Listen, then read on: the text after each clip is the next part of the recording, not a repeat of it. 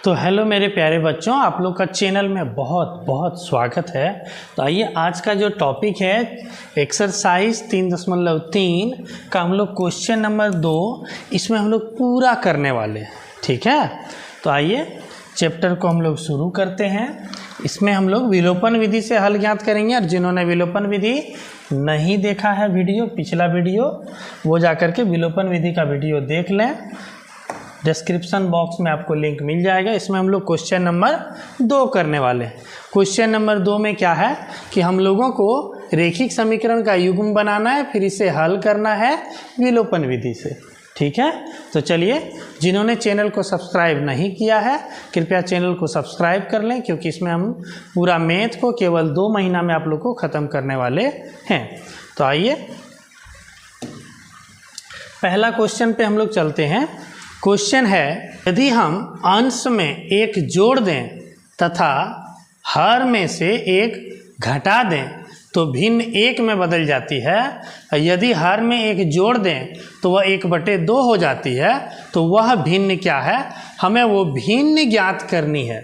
ध्यान से समझिए, आप लोगों ने चैप्टर 3.2 में ही सीख लिया है कि जहां हमको भिन्न निकालने दे देता है तो भिन्न में हमें क्या माननी है, भिन्न संख्या में क्या क्या होती है। आप लोग एक बार फिर से बता दीजिए कि भिन्न संख्या में क्या क्या होती है। भिन्न संख्या में होती है अंश और हर, यानी ऊपर वाले को कहते हैं अंश और नीचे वाले को कहते हैं हर, यानी अंश बटा हर के रूप में भिन्न होती है। इसलिए जब भी हम लोग भिन्न मानेंगे तो अंश बटा हर के रूप में मानेंगे, यानी 2 चर तो मानेंगे लेकिन अंश बटा हर के रूप में मानेंगे, यानी x बटा y के रूप में हम लोग मानने वाले हैं। तो आइए हम लोग सबसे पहले इसमें हम लोग मानेंगे कि माना क्या मानेंगे प्यारे बच्चों, मानेंगे भिन्न। क्या मानेंगे, भिन्न मानेंगे हम लोग कि माना भिन्न बराबर क्या मानेंगे, x बटा y। ठीक है, अंश बटा हर में हमें मानना है, क्योंकि भिन्न संख्या जो होती है वो अंश बटा हर के रूप में होती है। ठीक है प्यारे बच्चों, तो वह भिन्न क्या है, तो मैंने उस भिन्न को मान लिया x बटा y। अब देखिए, प्रश्न से हमेशा जब भी आप 2 चर वाले रैखिक समीकरण बनाएंगे तो वहाँ पर आपको 2 कंडीशन रहेगा। ठीक है, इस क्वेश्चन में क्या 2 कंडीशन है, तो पहला कंडीशन है अंश में 1 जोड़ दें तथा हर में 1 घटा दें तो भिन्न 1 में बदल जाती है। ध्यान से समझिए, प्रश्न क्या बोल रहा है कि ये जो भिन्न हमने माना x बटा y, इस भिन्न के अंश में 1 जोड़ दें, और हर में से 1 घटा दें। और हर में क्या करनी है, 1 घटा देने पर यह जो भिन्न है, यह भिन्न किस में बदल जाती है, 1 में बदल जाती है। मतलब यह भिन्न अंश में 1 जोड़ेंगे और हर में 1 घटाएंगे तो यह भिन्न कितने के बराबर हो जाएगी, 1 के बराबर हो जाएगी। ठीक है, तो 1 को हम 1/1 भी लिख सकते हैं। उम्मीद है अच्छे से समझ गए। अंश में 1 जोड़ने पर ऊपर वाले को अंश कहते हैं, नीचे वाले को हर कहते हैं। अंश में 1 जोड़ दें और हर में से 1 घटा दें तो भिन्न किस में बदल जाती है, 1 में। अब प्यारे बच्चों, यहाँ पर आप क्रॉस मल्टीप्लिकेशन कर दीजिए तो आपका समीकरण बनके तैयार हो जाएगा। 1 से जब हम गुना करेंगे x + 1 को तो x + 1 ही रहने वाला है, और बीच में बराबर का चिन्ह है। y - 1 को भी 1 से गुना करेंगे तो y - 1 ही रहने वाला। अब क्या करनी है प्यारे बच्चों, x और y को एक तरफ कर देना है, x और y को एक तरफ कर देनी है और संख्या को दूसरे तरफ कर देंगे। +1 है तो -1 उधर जाएगी, तो समीकरण बन के तैयार हो गया। समीकरण हो गया x - y बराबर -1 और -1 कितना हो गया, -2। ये हो गया आपका समीकरण नंबर 1।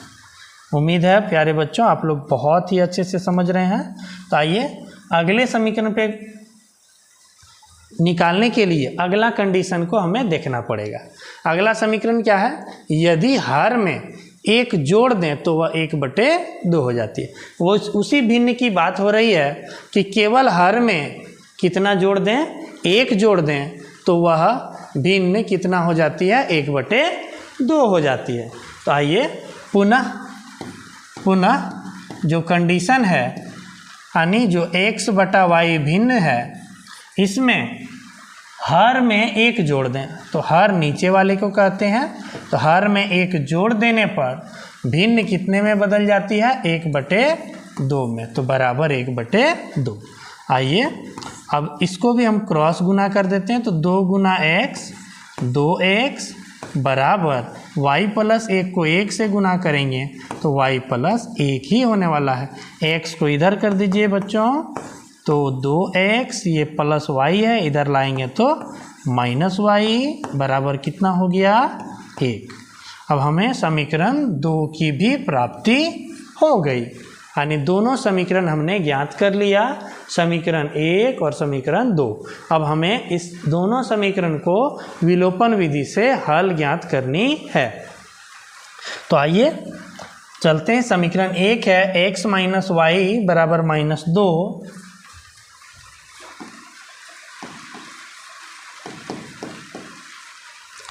और समीकरण 2 है 2x माइनस वाई बराबर 1।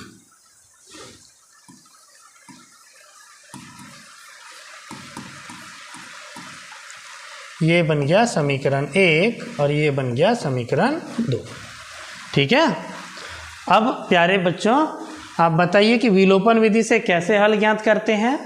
तो विलोपन विधि में क्या किया जाता है, x या y दोनों में से किसी एक चर को संख्या में बराबर कर लिया जाता है और फिर दोनों को जोड़ा जाता है या घटाया जाता है। जोड़ते कब हैं, जब जो बराबर कर रहे हैं जिस चर को, अगर उन दोनों चर का चिन्ह क्या रहे, बराबर रहे, तब हम लोग वहाँ पे घटाते हैं, और अलग अलग चिन्ह रहे तो जोड़ते हैं।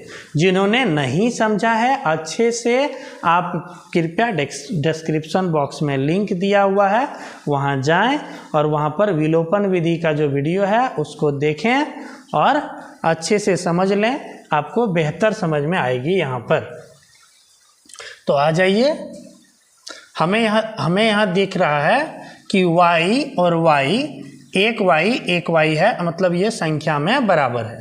तो हमें x को कुछ छेड़छाड़ नहीं करनी है, केवल और केवल देख रहे हैं कि दोनों का चिन्ह भी साथ ही साथ बराबर है, यानी इसका भी चिन्ह माइनस है, इसका भी चिन्ह माइनस है, दोनों का चिन्ह समान है। तो हम लोग दोनों समीकरण को केवल घटा देंगे।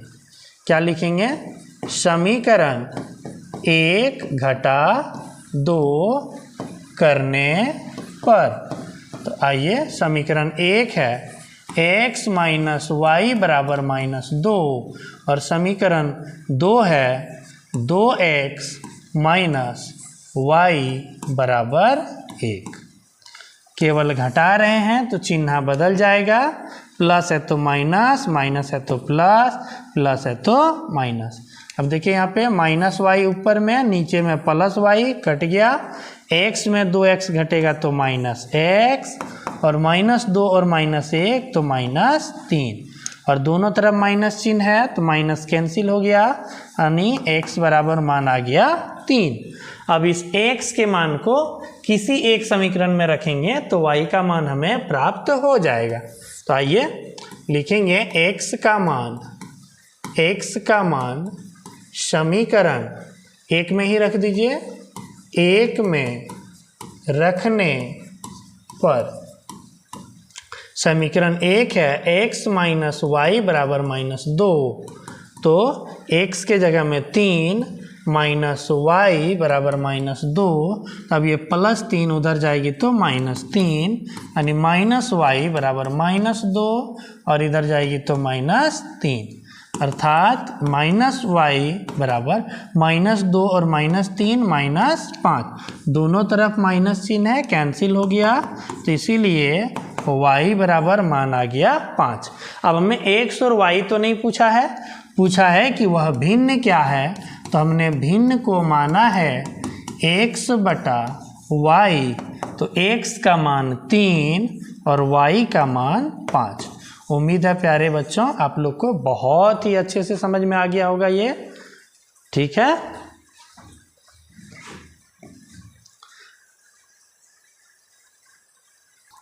आइए अब चलते हैं क्वेश्चन नंबर 2 पे। क्वेश्चन नंबर 2 है 5 वर्ष पूर्व नूरी की आयु सोनू की आयु की 3 गुनी थी और 10 वर्ष पश्चात नूरी की आयु सोनू की आयु की 2 गुनी हो जाएगी, तो नूरी और सोनू की आयु कितनी है। ध्यान से समझिएगा, ये आयु वाला क्वेश्चन है, थोड़ा समीकरण बनाने में डिफिकल्ट होगा, लेकिन आयु में हम लोग 2 चीज़ याद रखेंगे। पूर्व का मतलब होता है पहले का, है ना, पूर्व मतलब पहले, और पश्चात का मतलब होता है बाद, ठीक है। यानी इसमें उम्र अगर पूर्व बोल रहा है, यानी आपका पहले का उम्र पूछ रहा है, जितना साल पहले पूछेगा वो आपका घट जाएगा। कैसे? अगर आप अभी 15 साल के हैं, बोलेंगे 2 साल पहले, तो आप कितना साल के थे? 13 साल के, यानी 15 में 2 आपने घटा दिया। लेकिन वही बोलेंगे 2 वर्ष पश्चात, तो आप 15 + 2 यानी 17 साल के हो जाएंगे। तो पश्चात बोलेगा तो जोड़ना पड़ेगा, पूर्व बोलेगा तो घटाना पड़ेगा, ठीक है। तो हमें नूरी और सोनू की आयु ज्ञात करनी है, तो हम लोग मान लेंगे कि माना, क्या मानेंगे कि माना नूरी की आयु मान लेते हैं x वर्ष, ठीक है, और सोनू की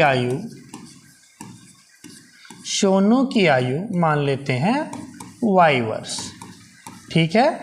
कोई दिक्कत? 2 चर हमने मान लिया, x और y। अब ध्यान से समझिए क्या बोला गया है। 5 वर्ष पूर्व यानी 5 साल पहले की बात है, नूरी की आयु सोनू की आयु की 3 गुनी थी। यानी सबसे पहले हम लोग को 5 वर्ष पूर्व बोला गया है, तो हम लोग 5 वर्ष पूर्व नूरी की भी आयु ज्ञात करेंगे और सोनू की भी, कि कितना कितना था। तो चलिए हम लोग लिखेंगे 5 वर्ष पूर्व, ठीक है। 5 वर्ष पूर्व नूरी की आयु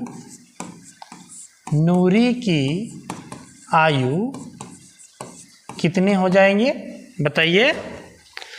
5 साल पूर्व यानी पहले पूछ रहा है, तो मतलब उसमें 5 घट जाएगा, यानी हो जाएगा x - 5।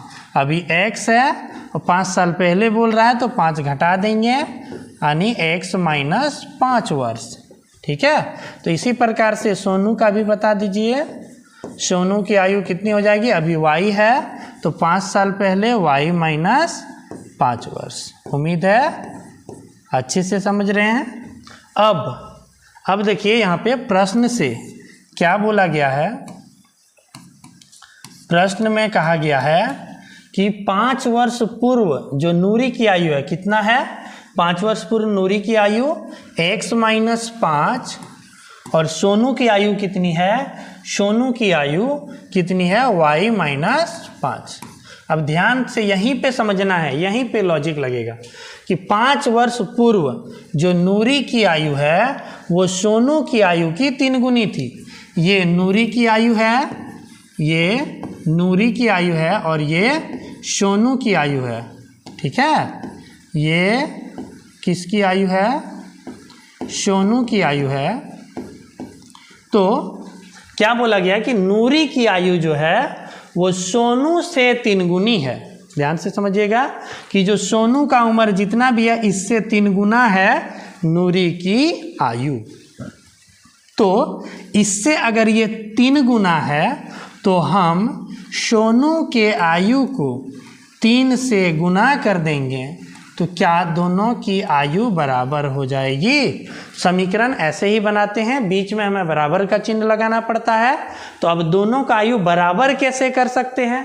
तो सोनू से नूरी 3 गुना है, मतलब अगर ये 10 है तो ये 10 या 30 है, तो बराबर कैसे करेंगे? तो उसको भी 3 से गुना कर देंगे, तब दोनों का उम्र क्या हो जाएगी? बराबर हो जाएगी। तो अब यहाँ पे समीकरण बनके तैयार हो गया। x - 5 बराबर 3 गुने y, 3y माइनस 3 पचे 15। एक्स वाई को एक तरफ करेंगे तो x प्लस 3y इधर आएगी तो माइनस 3y, और इधर है माइनस 15। अब ये -5 उठा के उधर ले जाएंगे तो +5। समीकरण बन के तैयार हुआ। x माइनस 3y बराबर -10, समीकरण 1। ठीक है, अब बनाते हैं हम लोग समीकरण 2। उसके लिए दूसरा कंडीशन, 10 वर्ष पश्चात नूरी की आयु सोनू की आयु की दोगुनी हो जाएगी। यानी 10 वर्ष पश्चात बोला है, मतलब 10 साल बाद, तो क्या होगा, उम्र बढ़ जाएगा, यानी उसमें जोड़ेंगे। तो आइए लिखेंगे क्या, 10 वर्ष पश्चात, पश्चात का मतलब बाद। ठीक है, 10 वर्ष पश्चात नूरी की आयु, नूरी की आयु बताइए कितना हो जाएगा। अभी x है तो 10 वर्ष पश्चात x प्लस 10 वर्ष हो जाएगी। ठीक है, और सोनू का कितना हो जाएगा, सोनू की आयु भी y में 10 जुट जाएगा, यानी y प्लस 10 वर्ष हो जाएगा। अब पुनः प्रश्न में कहा गया है दोबारा कि जो, ध्यान से समझिए, 10 वर्ष पश्चात नूरी की आयु सोनू की आयु से दोगुनी हो जाएगी, यानी जो नूरी की आयु है x प्लस 10, ये सोनू की आयु से, इससे ये दोगुनी हो जाएगी। ठीक है, तो इससे ये डबल है, यानी दोगुना है, तो हम इस बार फिर से इसे 2 से गुना कर देंगे। तो क्या, अब 2 से जैसे इसको गुना किए तो ये भी डबल हो गया, मतलब अब इसके बराबर आ गया। तो अब हम यहाँ पे चिन्ह बराबर का दे सकते हैं, यानी x प्लस 10 बराबर 2 गुने y, 2y प्लस 10 दूनी 20। अब ध्यान दीजिए, 2y को इधर ले आएंगे तो x माइनस 2y बराबर 20, ये प्लस 10 है, उधर जाएगी तो -10, यानी हमारा समीकरण बनके तैयार हो गया। x माइनस 2y बराबर 20 में 10 घटेगा तो 10, ये हो गया समीकरण 2।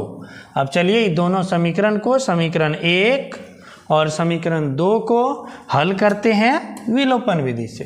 तो देखिए, समीकरण 1 और समीकरण 2, दोनों समीकरण को हम लोग जब विलोपन विधि से हल करने जाते हैं तो हमें एक चर को विलुप्त करना पड़ता है, गायब करना पड़ता है संख्या में बराबर करके। तो देख रहे हैं यहाँ x, यहाँ भी x, दोनों x संख्या में बराबर है। तो चिन्ह देखिए दोनों का, इसका भी प्लस इसका भी प्लस, यानी सेम है, यानी दोनों समीकरण को केवल घटा देंगे। तो आइए हम लोग करेंगे समीकरण 1 घटा 2 करने पर। तो चलिए समीकरण 1 और 2 को घटा देते हैं। समीकरण 1 है x माइनस 3y बराबर -10। समीकरण 2 है x माइनस 2y बराबर 10। अब समीकरण को जब घटाते हैं तो चिन्ह बदल जाएगी, चिन्ह बदल दीजिए। अब ये plus x minus x cut गया, -3y में प्लस 2y होगा तो माइनस y, कितना बचेगा, -y बराबर -10 और -10 -20, दोनों तरफ माइनस चिन्ह है तो कैंसिल हो गया, यानी y का मान आ गया 20। अर्थात अब हम y का मान से x का मान ज्ञात कर सकते हैं, यानी इस y के मान को किसी एक समीकरण में रख दीजिए।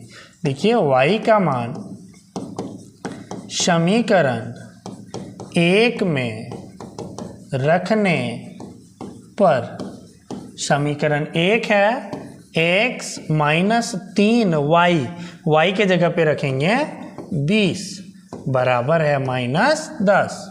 तो x माइनस 20 दिया 60 बराबर -10। अब इस -60 को उधर ले जाएंगे तो +60, यानी x बराबर -10 प्लस 60, यानी 60 में 10 घटेगा तो 50, यानी 50 x का मान और y का मान 20। तो हमने नूरी की आयु माना है, नूरी की आयु माना है x वर्ष, तो नूरी की आयु हो गया 50 वर्ष और सोनू की आयु हो गया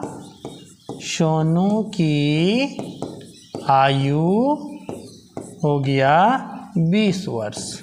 ठीक है, y माने थे, y का मान 20 आया, तो ये हो गया आंसर। उम्मीद है आप लोग अच्छे से समझ गए। तो चलिए चलते हैं आगे क्वेश्चन पे।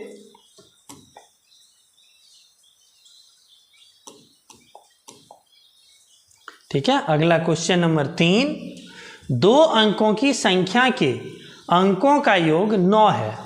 ठीक है, ये बड़ा डिफिकल्ट है, बहुत बच्चा का डाउट रहता है ये वाला क्वेश्चन, आपको ध्यान से समझना है और आपको डाउट नहीं होने देंगे आपका, इतना ध्यान रखिए। तो 2 अंकों की संख्या के अंकों का योग 9 है और इस संख्या का 9 गुना संख्या के अंकों को पलटने से बनी संख्या का 2 गुना है। तो 2 कंडीशन है। पहला कंडीशन है 2 अंकों की संख्या के अंकों का योग 9 है, बस इतना ही समझिए पहले। ठीक है, कि कोई 2 अंक की संख्या है जिसके अंकों का योग 9 है। जैसे में हम कहते हैं कोई संख्या है 54, तो इसको अगर हम इसके अंकों को यदि जोड़ें तो 5 4 9 प्राप्त होगा। उसी प्रकार अगर 63 है तो 6 और 3 9 होगा, यानी 2 अंक की संख्या है जिसके अंकों को जोड़ने पे कितना होता है, 9 होता है। ठीक है, तो आप लोग ये बताइए फटाफट से कि ये जो 2 अंक की संख्या है इसमें क्या क्या है।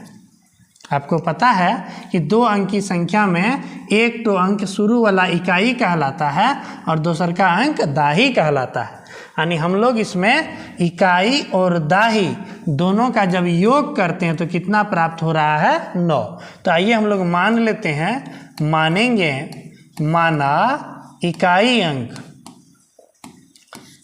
अंक को हम मान लेते हैं x। ठीक है, और दाही अंक को मान लेंगे और दहाई अंक को मान लेंगे y। कितना मान रहे हैं, दाही अंक को मान रहे हैं y। तो पहला समीकरण बन गया, प्रश्न से अंकों का योग 9 है, क्वेश्चन में बोला है, मतलब कि इकाई और दाही को जोड़ने पे 9 प्राप्त होगा, यानी x प्लस y बराबर 9। ये एक समीकरण आपको समझ में आ गया, बहुत ही आसान है। ठीक है, तो आइए अब अगला विचार करते हैं, अगले जो कंडीशन है उस पे। ठीक है, तो ध्यान से समझिए बच्चों कि अगर इकाई के अंक पे 4 है, अगर इकाई के अंक पे 4 है और दाही के अंक पे 5 है, तो बताइए संख्या कितना बन गए, संख्या कितना बन गया बताइए। इकाई के अंक पे 4 है, इकाई के अंक पे 4 है और दाही के अंक पे 5 है, तो बताइए संख्या कितना बन गया, 54। ठीक है, संख्या कितना बन गया, 54। कैसे ज्ञात किए, ऐसे नहीं रखते हैं इकाई और दाही, इकाई पे 4 दाही पे 5, ऐसे नहीं रखते हैं। हम लोग कैसे रखते हैं, इकाई का मतलब होता है 1। आप लोग बचपन में पढ़े होंगे कि इकाई, दाही, सैकड़ा, हजार, खूब पढ़े होंगे, है ना। तो आप लोग को याद भी होगा, इकाई का मतलब 1 और दाही का मतलब 1 में एगो शून्य लगा दीजिए, मतलब 10 होता है। ठीक है, तो इकाई के अंक जो हैं उसको 4, उसको 1 से गुना करते हैं और दाही का अंक जो है 5, इसको 10 से गुना करते हैं। ऐसा क्यों, क्योंकि इकाई का मतलब 1 और दाही का मतलब 10। तब हमें प्राप्त होती है 10 × 5 = 50 प्लस 4 यानी 54। इतना प्रोसेस होता है तब संख्या प्राप्त होता है। तो उसी प्रकार से यहाँ पर बताइए, इकाई x है और दाही y है, तो संख्या क्या बनेगी। ठीक है, बताइए संख्या क्या बनेगी।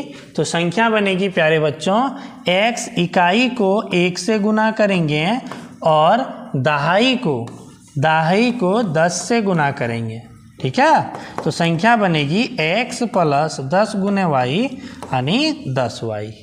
उम्मीद है अच्छे से आप लोग समझ गए, ठीक है। अब अभी एक समीकरण बन के तैयार हुआ, ये अभी दूसरा समीकरण पे अभी हम लोग चल रहे हैं। तो संख्या कितना बन गया, x प्लस 10y। यहाँ तक आप लोग समझ गए। अब क्या बोला है, इस संख्या का 9 गुना, यानी इस संख्या को 9 से गुना कर देंगे, ठीक है। तो आइए संख्या का 9 गुना क्या लिखेंगे हम लोग, संख्या का 9 गुना, कितना गुना, 9 गुना हम लोग ज्ञात करते हैं। तो इसको 9 गुना करना है, मतलब इसको 9 से गुना कर देनी है, 9 से गुना कर देनी है x प्लस 10y को, ठीक है। ये हो गया संख्या का 9 गुना। आगे पढ़िए, संख्या के अंकों को पलटने से बनी संख्या, यानी अंक को पलट दीजिए, क्या संख्या बनेगा। जैसे यहाँ पे 54 था, तो इसको जब हम पलट देंगे तो कितना हो जाएगा, पलट देंगे का मतलब क्या हो गया, इकाई का अंक दाही हो जाएगा और दाही का अंक इकाई हो जाएगा। यानी फटाफट से बताइए, इसको अगर हम पलटेंगे तो कितना हो गया, 4 आ जाएगा दाही पे, 5 आ जाएगा इकाई पे, यानी संख्या हो जाएगी 45। यानी इस बार हमें क्या करना होगा, इकाई दाही बन गया, इकाई को 10 से गुना किए और जो दाही था वो इकाई बन गया, तो दाही को 1 से गुना किए, ठीक है। तो ऐसे संख्या ज्ञात करेंगे। तो हम लोग अब लिखेंगे,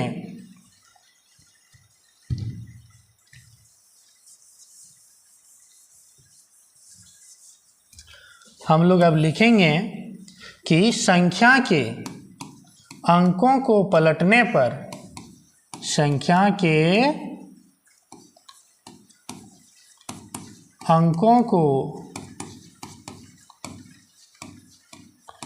पलटने पर बनी संख्या, ठीक है बाबू। संख्या के अंकों को पलटने पर बनी संख्या। तो संख्या के अंकों को जब हम पलटेंगे तो दाही इकाई, इकाई दाही, तो कौन सी संख्या बनेगी, यानी इस बार हमें जो x है वो इकाई था तो दाही बन गया, यानी x को 10 से गुना करेंगे क्योंकि इकाई बन गया है दाही, तो इसको 1 से यहाँ पे गुना किए थे, है ना। तो यहाँ पे उल्टा हो जाएगा, यानी इसको 10 से गुना करेंगे और जो दहाई है y को 1 से गुना करेंगे, ठीक है। तो हो गया संख्या 10x प्लस y, ठीक है। अब ध्यान से समझिए क्या बोला है, पुनः प्रश्न से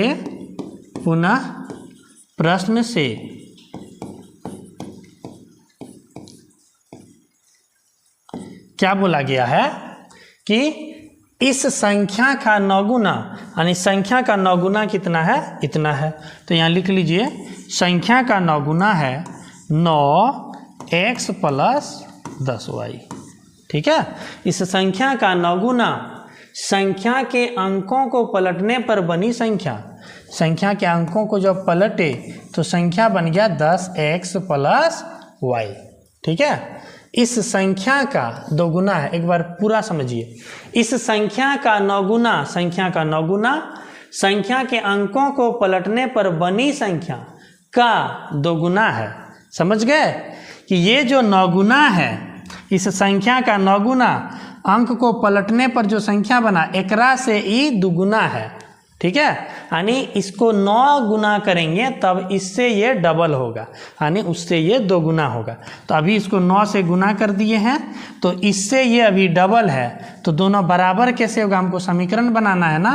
तो बराबर करने के लिए ई डबल है इससे, तो इसको आप 2 से गुना कर दीजिए, यानी इसको भी डबल कर दीजिए, तो अब इसका डबल और ये अब दोनों क्या हो जाएगा, बराबर हो जाएगी। तो अब यहाँ पे समीकरण 2 बन के तैयार हो गया। यहाँ पे लिखेंगे 9x प्लस 10 नाम 90y बराबर 10x को 2 से गुना करेंगे, 10 दूनी 20x प्लस 2 गुने y तो 2y, ठीक है। अब एक तरफ कर देंगे x y को, ठीक है। तो 9x ये प्लस 20x इधर लाएंगे तो माइनस 20x, और ये प्लस 90 इधर पहले से है, इधर लाएंगे तो माइनस 2y, इधर कोई संख्या नहीं है तो बचेगी 0। अब 9x में 20x को घटाएंगे तो बचेगा -11x। उसके बाद 90y में, अच्छा यहाँ y लिखने भूल गए, लिख दीजिए।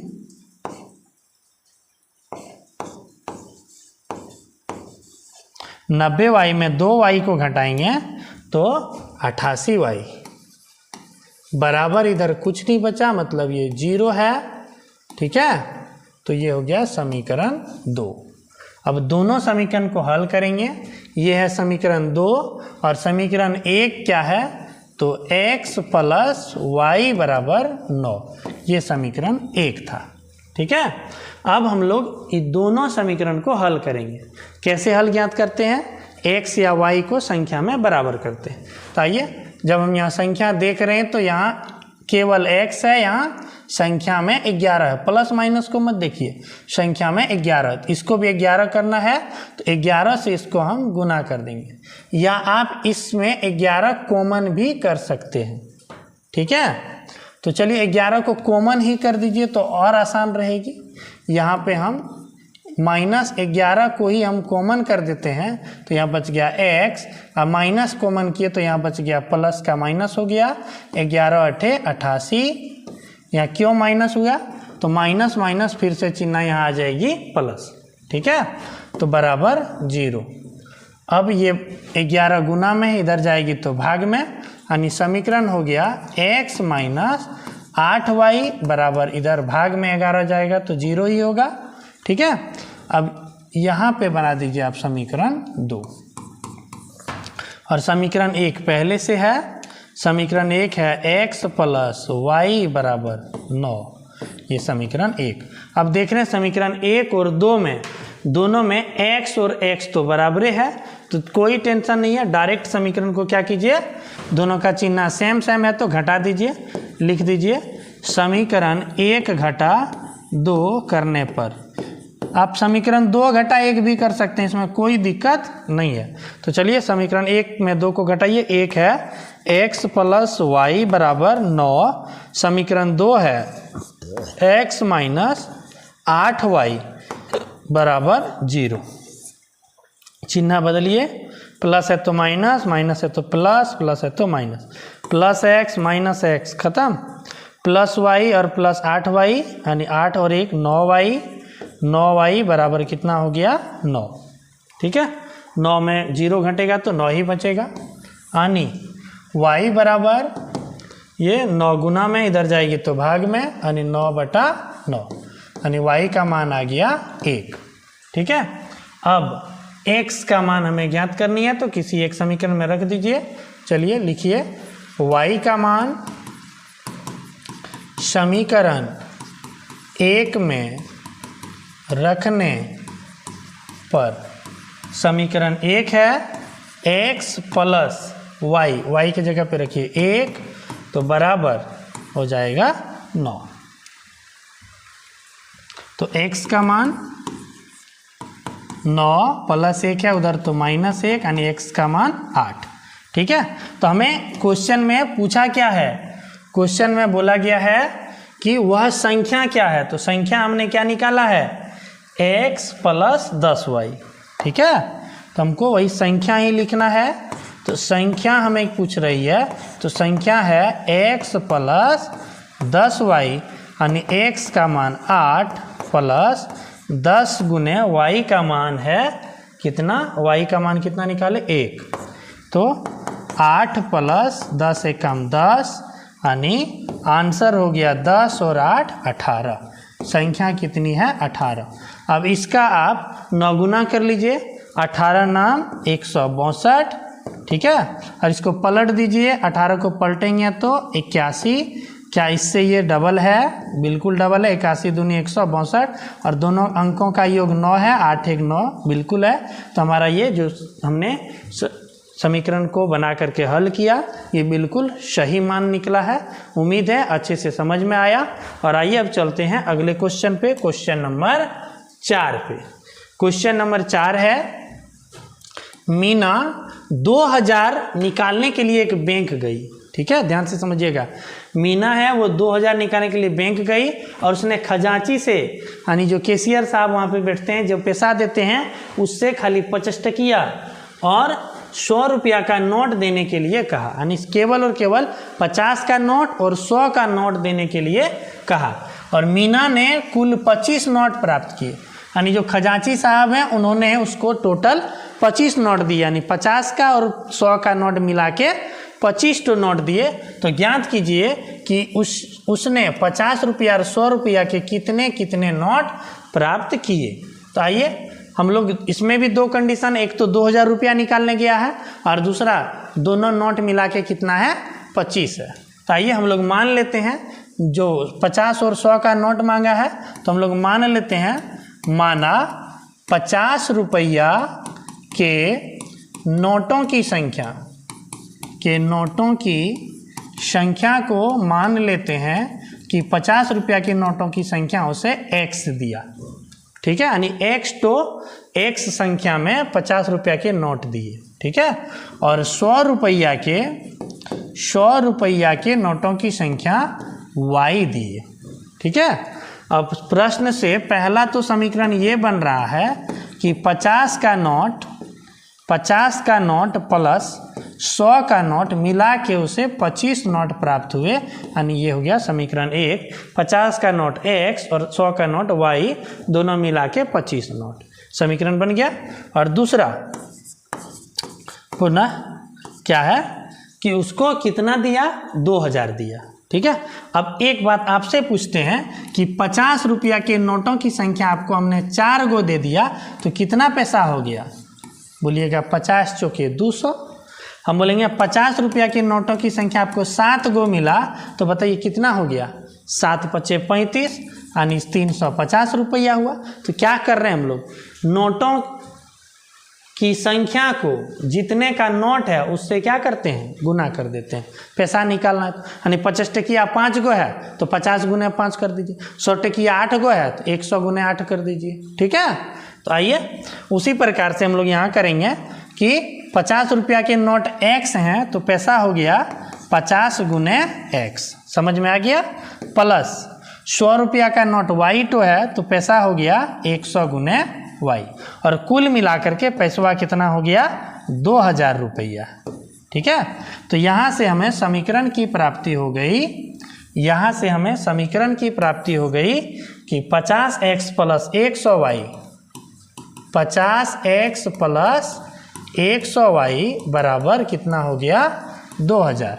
आप यहाँ 50 को कॉमन कर लीजिए तो कितना हो जाएगा, x प्लस 50 दूनी 100 यानी 2y बराबर 2000।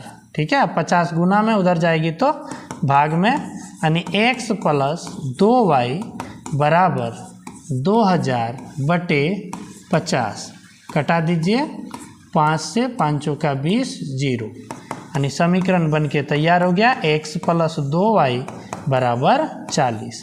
ये समीकरण 2। समीकरण 1 और 2 को अब हम लोग विलोपन विधि से हल करेंगे।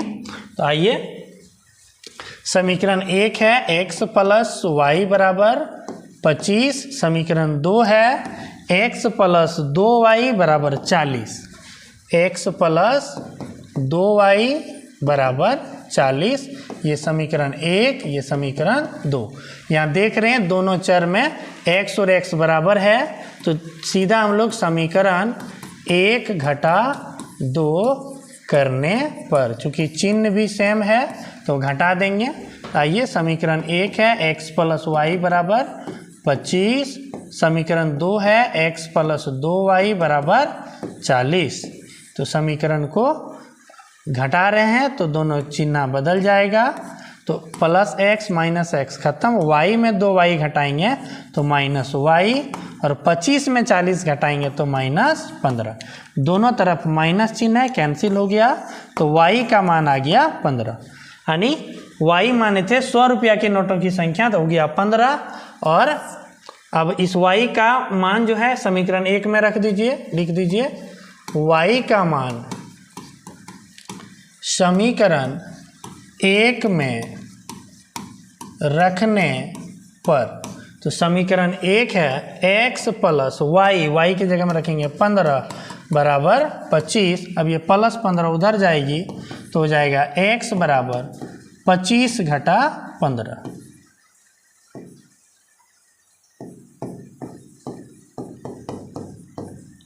बराबर 25 में 15 जाएगी तो 10, यानी 50 रुपया के नोटों की संख्या, 50 रुपया के नोटों की संख्या हमें प्राप्त हो गई। x माने थे तो x का मान निकला 10 और 100 रुपया के नोटों की संख्या y माने थे यानी हो गया 15। ध्यान दीजिए दोनों मिला के 25 नोट है ही, क्या दोनों 2000 हो रहा है, 1500 हो गया और ये 10 हो गया, 50 टक्की यानी 500, 2000 बिल्कुल हो गया। तो हमने जो आंसर निकाला ये बिल्कुल सही है। तो आइए चलते हैं अगले क्वेश्चन पे।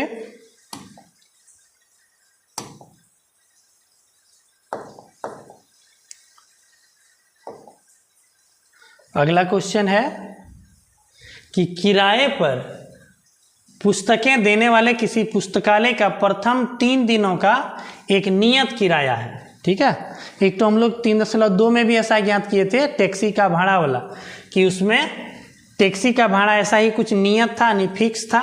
तो यहाँ पे जो है पुस्तकालय का पहले 3 दिन का जो किराया है, ठीक है, वो फिक्स है, ठीक है, वो नियत है।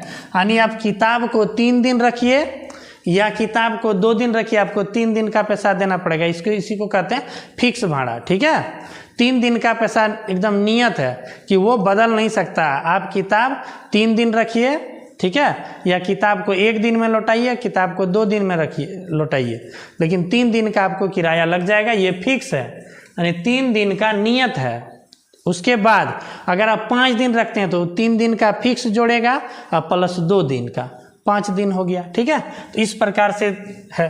तो एक सरिता है जिन्होंने 7 दिन तक किताब रखा और उन्होंने कितना रुपया अदा किए, तो 27 रुपया अदा किए। और एक सुशी है, उन्होंने पुस्तक को 5 दिन तक रखा और उसने 21 रुपया वहाँ पे जमा किया। तो बताइए नियत किराया तथा प्रत्येक अतिरिक्त दिन का किराया, नहीं 3 दिन का किराया पूछ रहा है जो फिक्स है वो, और जो एक्स्ट्रा जो 3 दिन से आगे रखता है, 4 दिन रखेगा तो 1 दिन का कितना जुटेगा, 5 दिन रखेगा तो 2 दिन का कितना जुटेगा, यानी डेली कितना जुटेगा, तो उसका प्रत्येक अतिरिक्त दिन का किराया भी हमसे मांग रहा है। तो आइए हम लोग यहाँ 2 चीज़ मांग रहा है तो दोनों को मानेंगे कि माना, हम लोग मानेंगे माना प्रथम 3 दिनों का नियत किराया, जो फिक्स किराया है 3 दिन का, मान लेते हैं कि x रुपया है। ठीक है, और प्रत्येक अतिरिक्त दिन का किराया, प्रत्येक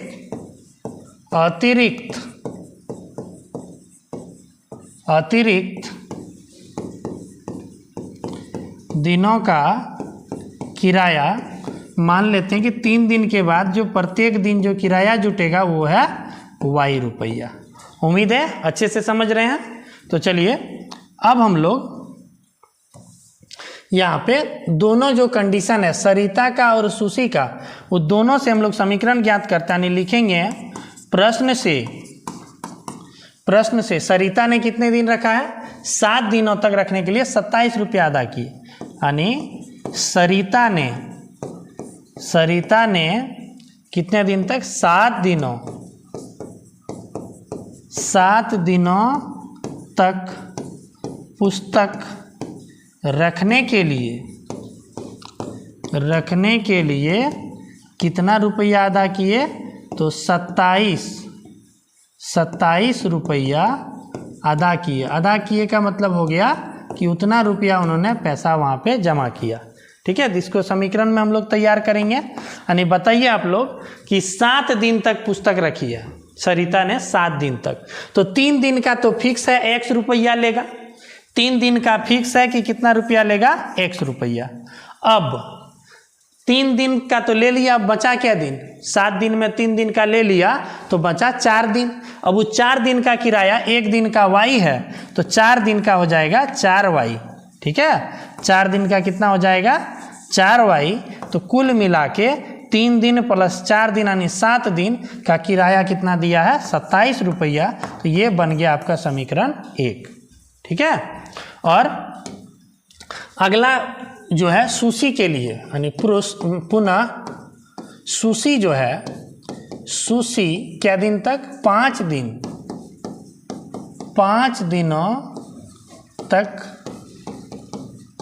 पुस्तक का किराया क्या रुपया अदा किया है, 21 रुपया, 21 रुपया अदा किया। ठीक है, सुशी 21 रुपया अदा किया 5 दिन का, तो इसका समीकरण क्या हो जाएगा, 3 दिन का तो x लेगा।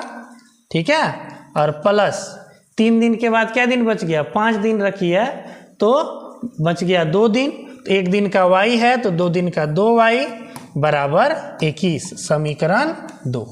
अब हम लोग दोनों समीकरण को हल करेंगे। समीकरण 1 भी हमें प्राप्त हो गया। समीकरण 1 है x प्लस 4y बराबर 27। समीकरण 1 है x प्लस 4y बराबर 27, ये समीकरण 1, और ये है समीकरण 2। अब हम लोग दोनों समीकरण को हल करेंगे। तो हम लोग कैसे हल करते हैं, तो चर को बराबर कर रहे हैं, देख रहे हैं यहाँ x और x चर तो बराबर है, तो सीधा दोनों समीकरण को घटा दीजिए।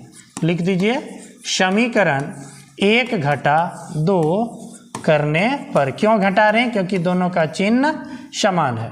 तो समीकरण 1 है x प्लस 4y बराबर 27। समीकरण 2 है x प्लस 2y बराबर 21।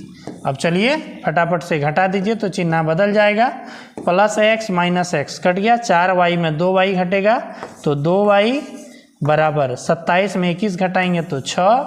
अब इसीलिए y का मान हमें प्राप्त हो गया, y का मान हमें प्राप्त हो गया कि y का मान कितना निकल गया, y का मान निकल गया, y बराबर कितना निकल गया 6। ये 2 भाग में जाएगा तो 6/2, यानी जब कटेगी तो y का मान 3। अब यहाँ से हम लोग x का मान ज्ञात कर लेंगे, y का मान रख देंगे किसी एक समीकरण में। तो लिखिए y का मान समीकरण 1 में ही रख दीजिए, 1 में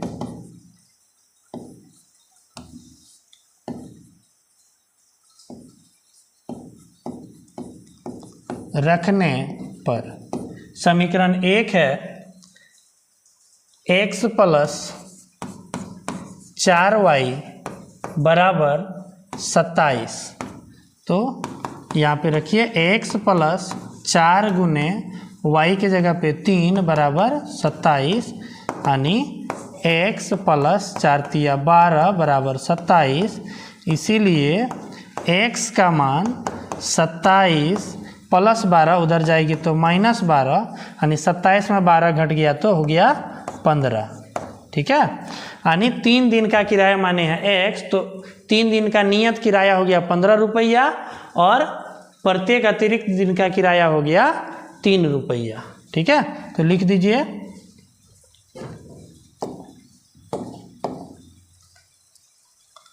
क्या लिखेंगे, प्रथम 3 दिन का नियत किराया, प्रथम 3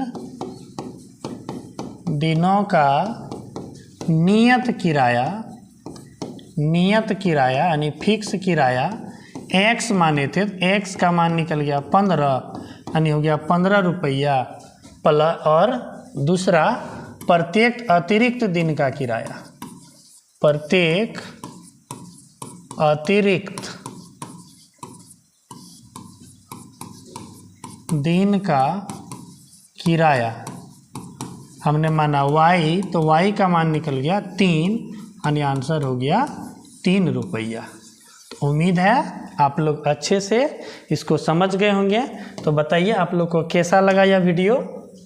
ठीक है, आप लोग बताइए ये जो हमने जो चैप्टर जो आप लोगों को बताया ये कैसा लगा। अगर अच्छा लगा तो वीडियो को लाइक कीजिए, चैनल को सब्सक्राइब कीजिए और हमसे जुड़ जाइए और बाकी दोस्तों को भी शेयर कीजिए, क्योंकि 2 महीना में, केवल 2 महीना में आप लोग का पूरा मैथ खत्म होने वाली है। चलिए, धन्यवाद।